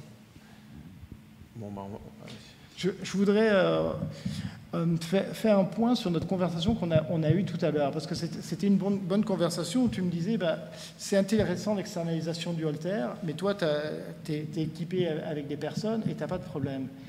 Et ce que je te disais... Si, j'ai des problèmes quand même. ce que je te disais, c'est que là, en fait, vous avez beaucoup d'activités. La question que tu dois te poser avec cette personne, c'est est-ce que tu peux la réallouer à une autre activité où tu ne peux pas externaliser les Holter, et là, ça te débarrasse d'une tâche. Mais je pense qu'effectivement, hein, c'est toute la question du temps médical qui va manquer. On l'a vu pour le scanner, on le voit même pour les activités de ménage, on les voit pour d'autres choses. Le Holter, savoir quand on commence à externaliser, jusqu'où on va. C'est des vraies questions, et c'est pour ça que je pensais que ça avait une place dans la session cardiologie du futur. On est sur un télésuivi de tracé ECG à distance. Est-ce que vous avez des velléités pour travailler sur le télésuivi des prothèses implantables? Oui. La télécardiologie. Oui, donc on offre ce service, et on l'offre un peu différemment parce que nous traitons les alertes sur les plateformes des fabricants et nous reportons ce qui doit être vu par les cardiologues sur notre propre plateforme. Votre client, c'est le fabricant ou c'est le centre? C'est le centre. C'est le centre, et l'ambition de Gervasi, c'est d'avoir une plateforme connectée où nous recevons des données, parce qu'un ECG, c'est un ECG, qui viennent d'une prothèse connectée, d'une montre connectée ou d'un Holter, c'est la même chose. Donc l'idée du service, c'est recevoir toutes les données, les trier et donner au médecin uniquement ce qu'il doit voir. Apple vous a pas demandé de validation de ces tracés? Non, mais on est en train de considérer de les racheter. Merci beaucoup Thibaut pour cet échange. On va enchaîner avec Jean-Marc Chevillet, qui est directeur de projet à la délégation ministérielle au numérique en santé, le DNS. Nous avions l'an dernier reçu Raphaël Beaufray, qui nous avait parlé du Ségur numérique en santé. On avait abordé beaucoup de points avec lui. Donc Jean-Marc, merci d'être avec nous pour nous dire ce qui s'est passé depuis 1 an au ministère. Merci pour l'invitation déjà. Effectivement, Raphaël a pris la direction des DSI de la PHP. Raphaël Beaufray. Hein, oui, Raphaël Beaufray, pardon. Et donc on poursuit le chemin. Il s'est passé beaucoup de choses depuis 1 an. Je vous rappelle donc le Ségur du numérique en santé, pour ceux qui n'étaient pas là l'année dernière. C'est tout simplement l'objectif de mieux partager et de fluidifier l'échange des données de santé. Voilà, donc ces fameuses données de santé qui sont dans vos établissements, qui sont peu partagées, peu disponibles pour le patient. Et soumises à des cyberattaques. Et soumises à des cyberattaques. 20 ans d'échec aussi pour le DMP, un dossier médical partagé, personnel, il a eu tous les noms pour le P.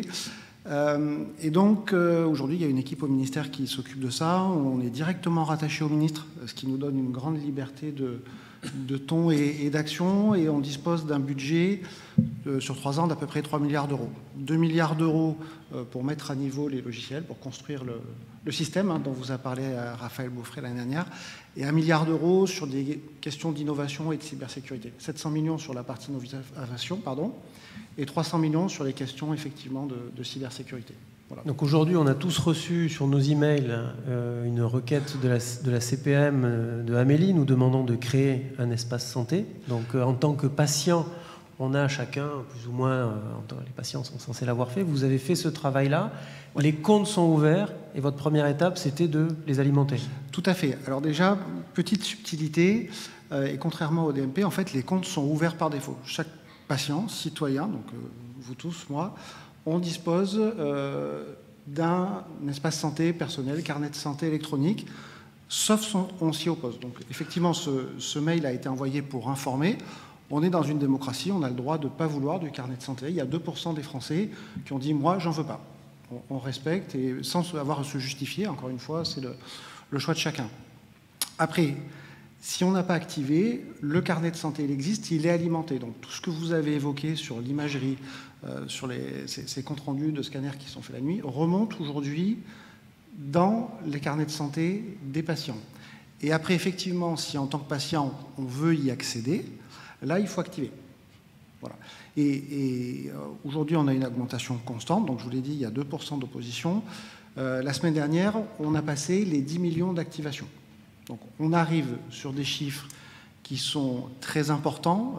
Quand Raphaël Beaufray est venu l'année dernière, on était très loin de ça. Et les courbes sont exponentielles. Pour rester dans les chiffres et sur des chiffres marquants, avant ce programme Ségur, il y avait à peu près 1 million de DMP, de dossiers médicaux pas remplis. Là, aujourd'hui, régime de croisière, et on n'est pas encore aux objectifs qu'on s'est fixés, on est à 250 millions de documents par an qui remontent dans ces dossiers médicaux. Vous voyez qu'on est à... c'est pas la même échelle. Et du coup, c'est pas la même échelle en termes d'organisation du soin, ça va vous accompagner. Et donc, dans les réussites de cette année, il y a ça. Donc il y a 15 à 20% de la population française qui a activé en gros son espace santé. C'est ça. C'est ça. Et ce qui est intéressant, c'est de voir que tous les mois, il y a des gens qui activent, notamment après un processus, après une prise en charge, après du soin. Vous les relancez, ceux qui n'ont pas ouvert, comment ça se passe? On l'a fait au mois de septembre, mais en fait, ça porte peu. Ce qu'on voit, c'est que finalement, c'est l'échange avec le médecin. C'est je suis passé aux urgences, j'ai besoin de récupérer mon compte-rendu, j'ai été hospitalisé, j'ai besoin de ma lettre de sortie, et ainsi de suite. Et donc, on a consacré sur cet argent 1,4 milliard à faire évoluer les logiciels de santé de tous les établissements, privés, publics, peu importe, le cabinet du médecin de ville ou le CHU. Voilà. Donc la stratégie finalement d'avant, la page d'avant dans le livre, a conduit à un échec parce que probablement on a ouvert un accès alors qu'il n'y avait pas de documents. Il n'y avait rien à aller visiter. La coquille était vide. La coquille était vide et quelque part, il y avait peu d'incitation pour la remplir. Je parle de vous, médecins. Et comme ce n'était pas rempli, personne ne s'en servait. Et c'était un cercle vicieux. Là, on a pris les choses à l'envers. On a ouvert pour tout le monde, encore une fois, sauf opposition. Et maintenant, on remplit massivement. Cette étape du remplissage, elle s'est terminée le 20 septembre. Voilà. Donc le 20 septembre, on a dit fin de la première étape. Les gens sont équipés pour le remplissage. Ceux qui ne sont pas équipés, je vois Raphaël qui fronce les sourcils, ont le droit de revenir en vague 2. Et donc nous, en vague 2, ce qu'on démarre maintenant, c'est la partie consultation. Et on va faire évoluer les logiciels. Juste avant qu'on aille dans la partie consultation, pour nourrir les espaces santé, vous avez quand même fait un accompagnement énorme auprès des logiciels, des éditeurs de logiciels métiers, les différents logiciels qu'on utilise dans les hôpitaux. Ils ont été aidés financièrement pour avoir un peu une incitation, voire obligation, à transférer toutes les datas des documents de santé dans les hôpitaux, par exemple, les laboratoires de pharmacie, etc., de biologie, pour alimenter tout ça. Donc ça a été fait. C'est de l'interopérabilité, en fait. Vous avez fait en sorte qu'ils se parlent avec tous les logiciels. On a fait plus que ça. On n'a pas fait de l'incitatif, limite coercitif. En fait, la mécanique, elle est assez unique en Europe. Il a d'ailleurs fallu beaucoup batailler avec l'Europe. Soit dit en passant, cet argent, c'est de l'argent européen. C'est-à-dire que c'est le plan de relance qui finance tout ça. On fait ce qu'on appelle de l'achat pour compte. On n'est pas du tout dans un mécanisme de subvention. Tout simplement, on a dit aux éditeurs, nous, on vous fixe telle règle, notamment vérifier l'identité du patient, qualifier l'INS, envoyer le compte-rendu. On certifie vos logiciels, donc il y a une étape d'agrément, de certification. Une fois que vos logiciels sont validés, certifiés par l'Agence du numérique en santé, qui est notre opérateur au niveau du ministère, vous avez le droit de les installer. Et à ce moment-là, on va les acheter pour le compte des hôpitaux, pour le compte des établissements. Donc on n'est pas du tout dans un mécanisme de subvention où on paye pour voir. On dit, voilà, on paye tant et puis faites le travail. On leur dit, faites le travail et les hôpitaux achèteront. Et comme on veut que tous les hôpitaux achètent, on paye la facture. C'est complètement différent en termes de philosophie. Et en plus, parce qu'à un moment, quand l'État investit, il faut aussi avoir son retour sur investissement, on a passé des textes qui rendent par arrêté obligatoire l'alimentation du dossier médical. Donc aujourd'hui, dans les hôpitaux, vous nous garantissez que tous les documents des patients sont automatiquement transmis depuis un certain temps dans les espaces santé des patients. Dans les faits, ils ne le sont pas encore tous parce qu'on est encore dans une période de montée en charge, mais aujourd'hui, on en a la plupart. Voilà. Beaucoup de logiciels métiers le font. Oui. D'accord. Et alors, la plupart, malheureusement, pas encore les logiciels spécifiques de cardio. Ce qu'on a ciblé, c'est à l'hôpital le DPI. Et donc, effectivement, les documents qui vont aller dans le DPI vont finir dans le DMP. Voilà. On vise, bien entendu, la cible de 100%. Si on regarde ce qui se fait en Europe, sur des pays qui ont emprunté un peu la même voie, en Belgique, ils envoient tout, parce que le remboursement est conditionné. En Suède, c'est plutôt 95%, mais on n'est pas exactement sur la même mécanique. Mais on sait qu'on peut viser ce genre de cible. Alors, quid des images? Parce que là, on peut parler des comptes rendus, etc., des résultats d'analyse, mais quid des images? Parce que ça pèse lourd. Est-ce qu'on peut consulter pour un patient donné une film de coronarographie, un coroscanner qu'il a eu dans un autre hôpital? On y vient. Alors, effectivement, pour aller donc dans une mécanique de consultation d'image, il fallait avoir gagné le combat de l'alimentation, qu'on a gagné. Du coup, on arrive dans la vague 2 du programme qu'on est en train de lancer. Et entre parenthèses, je dirige toute la partie imagerie. Donc, c'est les parties dont je m'occupe directement dans l'équipe.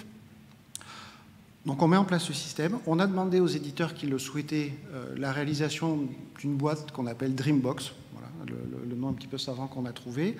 On a mis un tas de spécifications. On leur dit, voilà, il faut respecter telle et telle règle pour partager les images. Et même mécanique, on va certifier vos logiciels et les hôpitaux pourront les acheter. Voilà. Et quand les hôpitaux les auront achetés, ils pourront les mettre au partage du DMP. En termes de technique, et après je rentrerai dans le calendrier pour répondre précisément à la question, les images c'est très lourd. C'est très très lourd. Donc il aurait été complètement illogique, pour ne pas dire aberrant, de construire une super méga giga archive nationale pour faire des duplications d'images. Donc le parti pris, c'est de les laisser là où elles sont, donc dans vos PACS, d'avoir dans le DMP la référence de l'image. Et du coup, dans les comptes rendus, on aura le lien. Donc tout simplement, publication du compte rendu, On a le lien vers l'image dans le DMP, ce qui permet aussi d'hériter de toutes les questions d'autorisation, d'authentification, d'habilitation dans le DMP, qui va permettre d'aller télécharger l'image. Voilà. Et à ce moment-là, quand vous aurez fait ce chemin, je clique, je passe par le DMP parce que je suis bien médecin authentifié comme tel, vous pourrez voir les images et bien entendu les boucles, la coro, etc. Enfin, ce que vous avez expliqué avant est passionnant, et de se dire qu'on va rendre tout ça accessible déjà à tous les praticiens, sans avoir besoin de se connecter au PACS, mais aussi à tous les Français, c'est une vraie réussite et un vrai enjeu de santé publique. Voilà. Et si on revient sur les questions d'urgence, hein, puisque vous travaillez notamment dans les dom-toms, cas pratique, hein, un patient est dans les dom-toms en vacances, il passe par chez vous, on lui fait sa coro parce qu'il est là-bas, qu'il ne faut pas attendre, donc son coroscan, il rentre, il est vu par son cardiologue, et bien, au travers de ce mécanisme, le radiologue, en un clic, pourra aller consulter ce qui a été produit dans les dom-toms par Imadis. J'aimerais savoir qui a activé son compte. J'espère tout le monde. Et en termes de planning, pour répondre complètement à la question, on va entamer les certifications des logiciels début d'année. Là, les spécifications sont sèches. On est quasiment d'accord avec les industriels sur le prix qu'on va payer. J'ai encore quelques discussions à avoir avec les syndicats, mais on y est quasiment. Premier déploiement, allez, mai-juin, et puis après, on va rentrer dans une phase de généralisation. Le ministre a été très clair en termes d'objectifs. Il veut qu'en 2025, ce soit généralisé. Voilà, donc la route est tracée. Donc là, on a bien compris, tout ça va être, tout est au point. Maintenant, il faut la clé pour ouvrir la porte. Il faut que moi, depuis mon hôpital, depuis mon bureau de consultation, oui, je puisse consulter tout ça. Pas plus tard qu'avant-hier, j'ai un patient qui m'a dit « J'ai des documents de biologie dans mon espace santé ». Je lui ai dit « Je suis ridicule, mais je vais poser la question à M. Chevillet. Il va me donner la réponse. Parce qu'aujourd'hui, je ne sais pas comment je fais pour y aller. Personne ne me l'a dit. Je crois que les gens des services informatiques ne sont pas des très grands communicants. Non, vous allez nous dire. Non, mais ils ont d'autres qualités, mais pas forcément celle-là. Effectivement, c'est là qu'on rentre dans la phase consultation. En fait, aujourd'hui, l'accès, la lecture des documents n'est pas intégrée dans vos logiciels métiers. Donc, vous pouvez y aller. Si quelqu'un vous a expliqué qu'il fallait accéder au web PSDMP, voilà, un gros mot de plus, avec votre carte CPS.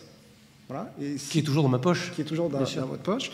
Mais voilà, vous avez aujourd'hui un accès, mais qui n'est pas très simple. Et ce qu'on demande aujourd'hui aux éditeurs de logiciels, et ce pourquoi on va continuer à les financer, toujours sur cette mécanique d'achat pour compte, c'est d'avoir le téléchargement automatique dans les logiciels des pièces contenues dans le DMP. Et donc ce qu'on va leur demander, c'est en fait de pouvoir aller chercher, que ce soit caché pour vous, ces documents, et au moment où vous aurez besoin, vous cliquerez sur le nom du patient, votre logiciel vous dira, ce patient, dans le DMP, il a tel et tel document, voulez-vous les voir? Clique oui. Voilà.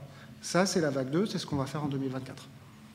Si on veut consulter les documents d'un patient d'une autre manière, sans passer par le logiciel métier, c'est possible, mais vous pouvez dès maintenant, web PSDMP, si vous me cherchez, vous me trouverez, j'ai 2-3 comptes rendus. On ne peut pas faire de télétravail depuis la maison, il faut une carte CPS. Vous avez la carte ICPS, hein. ICPS vous avez la ICPS, vous avez l'appli, donc qui est justement là pour répondre à ces problèmes de carte dans la poche ou en radiologie, carte dans le bureau de la secrétaire qui fait la facturation, et ainsi de suite. Donc effectivement, voilà, concrètement, la carte, vous ne l'avez pas avec vous. Donc les échéances Les échéances, donc sur la partie consultation, ce qu'on appelle la vague 2, on est en train de finir les derniers réglages. Publication des textes, on voulait que le ministre signe tout ça avant fin d'année, ce sera plutôt début d'année prochaine. Les logiciels vont être testés et certifiés, on va dire à partir de avril-mai, et on va déployer. Donc, et là, je parle de l'ensemble, je parle du DPI qui permet de consulter en intégré, du partage d'images, etc. On va faire une question et après on va passer, ou deux, alors rapidement. J'espère qu'il y a pas de questions. Si j'ai bien compris, tout le monde peut avoir accès à cet espace. Qu'en est-il de l'accord du patient? Alors, très bonne question. Donc, oui, je pense qu'en effet, c'est une question. Oui. Ouais, bien. Alors, on va différencier le patient et le professionnel de santé. Le patient, je vous l'ai expliqué tout à l'heure, il suffit de l'activer.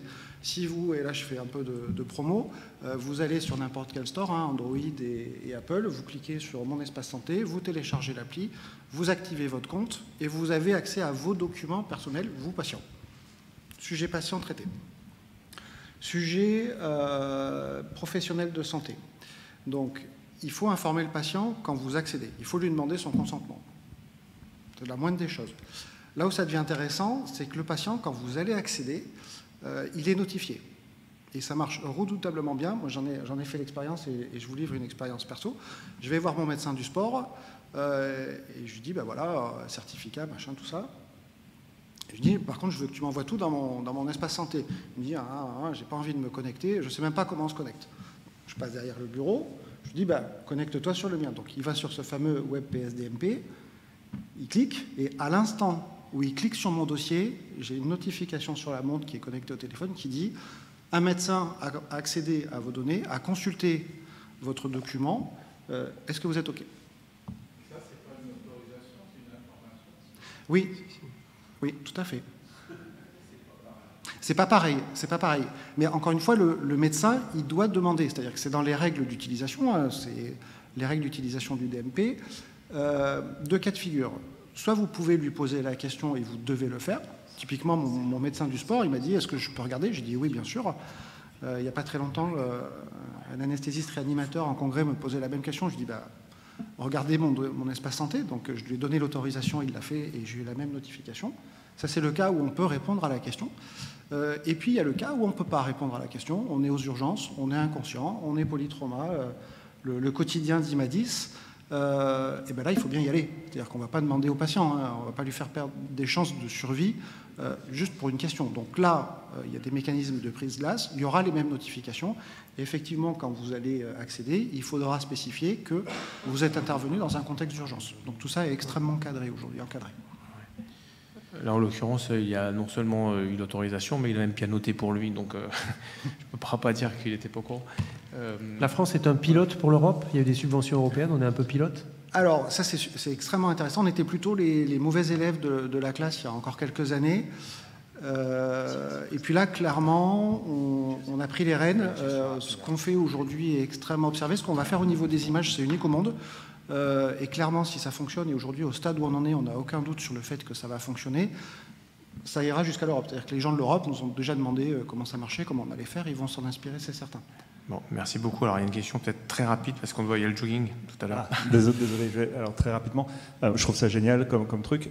Et la finalité, c'est d'éviter la redondance, j'imagine, des examens. Est-ce qu'au moment où on va faire un examen, prescrire un examen, est-ce qu'il y a la possibilité d'être informé que l'examen a déjà été réalisé ailleurs, il y a une semaine, et inciter à ne pas le faire? Ou est-ce qu'il y a des sanctions qui vont être prises si, de façon insidieuse, on souhaite faire, sans pouvoir justifier médicalement, de doubler en fait tous les examens, ou alors de lutter contre une sorte de nomadisme des patients qui veulent avoir 10 avis, etc. Est-ce que ça, c'est quelque chose qui a été envisagé? J'ai combien de temps pour répondre à la question? Vous avez 20 secondes. Donc l'objet premier, c'est surtout pas de sanctionner. Un jour peut-être. Voilà. Mais en tout cas, c'est pas le sujet du jour. Le sujet du jour, c'est de faire de la bonne médecine avec des bons outils et des patients bien pris en charge. La redondance, oui, bien sûr. La redondance, typiquement, quand il y aura un rendez-vous qui va être pris, est-ce que l'examen a déjà été fait ailleurs, on consulte, etc. Et on va pouvoir avoir de la redondance. Donc ça fait partie des choses qui vont se produire, je dirais, mécaniquement. Parce qu'aujourd'hui, l'information, elle n'est pas centralisée. Et donc, à la décharge des patients et des médecins, on ne sait pas. C'est-à-dire que l'examen, il a été fait dans un autre établissement, dans un autre contexte, à un autre endroit. Vous n'avez pas l'information. Là, avec ces mécanismes-là qu'on a mis en place et qui aujourd'hui fonctionnent, vous savez. Donc, il y a de la conduite du changement, il va falloir prendre des habitudes, mais ça va baisser. Et puis après, effectivement, peut-être qu'à la fin, il y aura de la sanction, mais en tout cas, ce n'est pas du tout de cette façon-là qu'on travaille aujourd'hui. On a une idée du coût du nomadisme médical? Ah oui, on a une bonne idée. On a aussi une bonne idée de ce que ça coûte les annulations de rendez-vous. Hein. Il y a dans le PLFSS 2024, il y a un petit amendement qui est passé, je pense que vous l'avez vu passer, où il va y avoir une pénalité pour les patients qui n'ont pas annulé. Donc voilà, oui, on lutte contre tout ça en ce moment. Je n'ai pas les chiffres là en tête, mais ça existe, oui. Bon, merci beaucoup en tout cas pour ces 4 présentations, enfin ces 3 présentations et nos 4 intervenants. Donc on va vous remplacer par les 2 derniers intervenants, et merci encore. Le docteur Gabriel Seydoun et le docteur Paul Mathieu Chiaroni qui vont nous parler de sujets extrêmement intéressants. On a 10 minutes pour pour que vous puissiez nous traiter un sujet qui vous tient à cœur. Bonjour. Bonjour et bienvenue. C'est la collaboration chirurgien-cardiologue. Vous avez des idées, de l'expérience et puis des choses à nous dire. Alors voilà, on vous écoute. Donc, bonjour à toutes et à tous. C'est essentiel, c'est important, cette collaboration entre les chirurgiens et les cardiologues. Donc moi-même, je suis chirurgien cardiaque à la Pitié-Salpêtrière et je suis, en l'occurrence, c'est pour ça que j'ai été invité, président de l'Association des jeunes chirurgiens thoraciques et cardiovasculaires. Ce qui est essentiel, c'est de commencer par la formation. Et commencer à travers cette formation, on peut consolider et on peut améliorer la prise en charge de nos patients et surtout on peut maintenir une qualité du praticien par rapport à la prise en charge d'une pathologie donnée. Et en l'occurrence, là on parle du structurel et je vais donner l'exemple du TAVI. Le structurel prend un essor incroyable, donc tu considères qu'aujourd'hui la formation n'est pas adéquate ? Il y a trop, il y a cette... Donc c'est un des points, en fait. Et ça, c'est tes propositions, vos Exactement. propositions. Premier point, c'est la formation. Deuxième point, c'est la Heart Team. Et le troisième point, c'est l'opérateur. Concernant la formation, je vais partager mon expérience puisque j'ai été inscrit en première promotion au DU du structurel, le DU qui est réalisé au niveau national. Donc il y avait 5 chirurgiens cardiaques qui étaient inscrits avec des cardiologues de tous les pays, surtout en France, bien évidemment. Donc c'était une expérience enrichissante et importante. Pourquoi ? Parce que tout simplement cette collaboration chirurgien et cardiologue est essentielle par rapport à une technique qui doit être réalisée par les opérateurs. Et là, je parle bien du chirurgien en tant qu'opérateur et du cardiologue interventionnel en tant qu'opérateur. Donc ça, c'est un point essentiel. Le deuxième point, ce partage d'expérience et cette formation commune a été essentiel pour réaliser cette acculturation entre les générations, puisque avant, les générations, ils étaient un petit peu, on va dire, séparés. Là, aujourd'hui, ce qu'on veut, ce qu'on souhaite, c'est une collaboration continue. C'est être complémentaire pour pouvoir garantir la sécurité aux patients.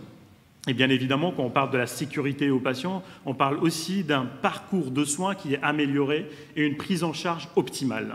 Cette prise en charge optimale, elle passe donc, comme on l'a dit, par la formation, qui est commune, mais elle passe aussi par une Heart Team qui est bien solide, dans laquelle on réalise en fait une présentation générale de tous les dossiers, où il y a tous les constituants de cette Heart Team, chirurgiens, cardiologues, mais aussi les anesthésistes et les autres corps du métier au niveau médical, comme un gérontologue, je donne un exemple.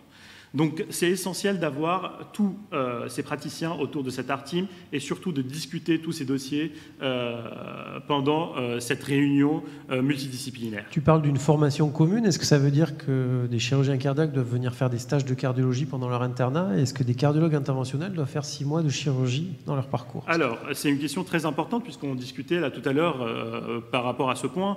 Aujourd'hui, il y a, et c'est recommandé dans la maquette de chirurgie thoracique et cardiovasculaire, pour le parcours de chirurgie cardiaque, de réaliser 6 mois en cardiologie. En cardiologie pour réaliser de l'échographie, pour interpréter l'imagerie en général, mais aussi pour l'interventionnel. Donc c'est un passage qui est très recommandé, comme ce qui est recommandé aussi de passer en réanimation pour gérer les patients en post-opératoire. Ça, c'est des idées dont vous faites la promotion, mais en pratique... En pratique, il y a des internes avec la réforme du 3e cycle depuis 2017, qui choisissent, ils ne sont pas nombreux, bien évidemment, il faut rester réaliste, mais qui choisissent la cardiologie pour pouvoir avoir cette culture et cette connaissance encore plus poussée, puisqu'on sait très bien, pour être un bon chirurgien, il faut être aussi un bon médecin et un bon cardiologue. On parlait tout à l'heure du côté incitatif ou coercitif, là on est plutôt encore dans l'incitatif. C'est pas un côté incitatif. Moi, j'ai jamais vu un chirurgien cardiaque dans mon service de cardiologie. Oui, mais c'est parce que ça commence. Voilà, puisque la réforme du 3e cycle elle a commencé en 2017. Là, les maquettes ont été constituées. Et donc, c'est au fur et à mesure, en fait, et ça a été mis au fur et à mesure en place. Puisque, comme vous le savez, avant 2017, il y avait un DES de chirurgie générale dans laquelle on choisissait la spécialité, que ce soit urologie ou chirurgie thoracique et cardiovasculaire, après le 5e semestre. Donc là, actuellement, on est directement filiarisé. Et donc, pourquoi pas réaliser un stage en réanimation, mais aussi en cardiologie pour avoir cette culture qui est essentielle pour un chirurgien cardiaque. Et je voudrais aussi, nous on a plusieurs propositions. Là aujourd'hui il faut réfléchir à l'avenir, puisque notre thématique c'est l'avenir. On doit se dire que plus tard, puisque là maintenant il y a le parcours d'un cardiologue, d'un DES de cardiologie est aussi en 6 ans. Donc, pourquoi pas se dire que pendant la phase de docteur junior, c'est-à-dire la 3e phase, les 2 dernières années, on peut avoir un passage en cardiologie pour avoir, comme la FST, les formations spécialisées transversales, d'avoir une formation poussée en interventionnel et, c'est ce qu'on disait tout à l'heure, un cardiologue qui a fait un parcours en interventionnel, de passer en chirurgie pour pouvoir, par exemple, en réalisant son TAVI ou en mettant en place des ECMO, parce qu'il y a des services qui mettent en place les ECMO, c'est de pouvoir aborder un SCARPA après une complication suite à une mise en place d'un dispositif au niveau de l'artère fémorale. Donc c'est essentiel d'avoir cette culture. Ouais. Paul Mathieu, donc toi vous êtes venu à 2, donc quand même, il faut que tu prennes un peu la parole. Toi, tu penses que tu pourras réparer un SCARPA demain? Alors, c'est toute la discussion, et là on parle encore une fois de cardiologie du futur, et il y a des idées qui sont théoriques, mais c'est vrai qu'avec tout ce qui est cardiologie structurelle, on s'oriente de plus en plus vers donc, la pose de valves, et notamment des abords de plus en plus gros. Une coronarographie, je ne sais pas si ça va parler aux gens, mais c'est un abord en gros 5 ou 6 French, c'est des petits trous dans les radiales, dans les fémorales. Quand on va sur du TAVI, par exemple, on va sur des îlets de 12, 14, 16, voire même 18 French, voire même plus gros si on parle des îlets qui sont veineux pour tout ce qui va être fermeture de CIA, de FOP, les valves tricuspides qui vont arriver bientôt. Et donc forcément, c'est des plus gros abords, et donc qui dit plus gros abords dit potentiellement plus grosses complications. Alors bien sûr, un cardiologue interventionnel n'aura pas la formation d'un chirurgien, de la même façon qu'un chirurgien cardiaque n'aura pas toute la formation d'un coronarographiste. Forcément, ce sera des spécialités qui vont être différentes. Ouais, je ne veux pas mettre le bazar, mais si un cardiologue interventionnel sait s'occuper d'un SCARPA, est-ce que vous ne craignez pas en chirurgie que ce rêve idéal de partage d'activités, finalement, ne soit gardé par les cardiologues interventionnels? En fait, c'est le mot avenir. L'avenir, on parle de l'avenir, on parle du futur. À un moment donné, on n'y croyait pas qu'à un moment donné, on va arriver à remplacer la valve aortique par les techniques interventionnelles. C'était réalisable. Et là, aujourd'hui, on y est. On est dans un avenir en pleine mutation, et c'est aujourd'hui la mutation. Donc, pourquoi pas réfléchir à cet avenir et dire que oui, c'est possible d'avoir un parcours commun à un moment donné. Aujourd'hui, on va enregistrer notre conversation, mais peut-être demain, ce sera une réalité. En tout cas, c'est vrai que c'est prometteur. Moi, j'avais comme vieil adage que 2 chirurgiens qui lisaient un ECG, c'était une étude en double aveugle, donc là, ça ne sera plus le cas. Hein, vous allez passer dans les services. Et puis, en tout cas, dans 2 spécialités qui sont à la fois ce télescope et parfois, on le sait, s'affrontent, on est content d'entendre ce genre de discours parce que c'est pour l'intérêt du patient. En fait, je pense que c'est ça. C'est qu'au final, il faut se rappeler que les pathologies, qu'on parle de coronaire, de valve, c'est un continuum. Et qu'au final, le fait de faire un pontage, le fait de faire une angioplastie, un TAVI, un remplacement valvulaire, dans un monde idéal où il n'y aurait pas de compétition entre les spécialités, ça reste pour le bien du patient et de décider qu'est-ce qui va être le mieux pour sa prise en charge, pour avoir le meilleur résultat immédiat en sortie d'intervention, de bloc, de salle d'angioplastie, et puis ensuite à long terme. Et au final, des fois, c'est un peu pour parler franchement, ça peut être le problème qui est rencontré, c'est que des fois il y a des conflits d'intérêts. À qui est adressé le patient? S'il est adressé à un chirurgien, il y a une probabilité plus forte qu'il ait une valve chirurgicale ou un pontage. S'il est adressé à un coronarographiste, il aura un TAVI, il est fléché pour le TAVI. Alors qu'au final, des fois, les décisions ne sont pas forcément optimales, même s'il y a une ARTIM. On a parlé de FFR virtuel tout à l'heure, il y a des ARTIM virtuels quand même aujourd'hui, tous les jours, qui existent. Ensuite, Mais là, c'est vrai que la ARTIM, il y a quand même, c'est bien, c'est mieux que c'est plus fléché directement, le patient va passer par la ARTIM, mais il faut rester réaliste que quand le patient a été adressé, par exemple, à un chirurgien, adressé à... Oui, mais on sait bien que ce sont les cardiologues qui suivent les RA, qui font les échos et qui détectent le moment où le RA devient significatif et serré. Donc, forcément. Mais arrêtons, je blague un peu, mais sérieusement, moi, je suis convaincu que chacune de vos 2 spécialités sont des compétences complémentaires qu'il faut mettre en commun et cultiver, de la même manière que les radiologues qui font de l'imagerie et les cardiologues qui font de l'imagerie. Il n'y a pas deux équipes, on travaille ensemble pour le meilleur des patients. Et puis chacun peut apporter une spécificité à l'autre. Au final, ça ne sera peut-être pas 6 mois de stage en cardiologie qui suffiront de faire un chirurgien et un cardiologue pour lire un électrocardiogramme, et inversement pour qu'un cardiologue sache suturer un Scarpa. Le plus important, c'est qu'on fait partie du même écosystème et on est une seule équipe. Moi, je pense que vous aviez tout à fait votre place dans la cardiologie du futur, enfin de ce concept de vouloir un peu aller dans le sens de l'amélioration et la collaboration, c'en est une. On a vu donc l'intelligence artificielle au service de l'imagerie, on a vu les possibilités d'externalisation, et donc on termine en beauté avec vous. Bien au-delà des corporatismes. Voilà. On va clôturer juste pour ceux qui veulent faire le jogging, je crois que c'est à 20h. Vous êtes attendus et on vous remercie pour votre présence et jusqu'au bout. C'est un peu tardif, mais c'est, je crois, passionnant. Merci beaucoup. Merci.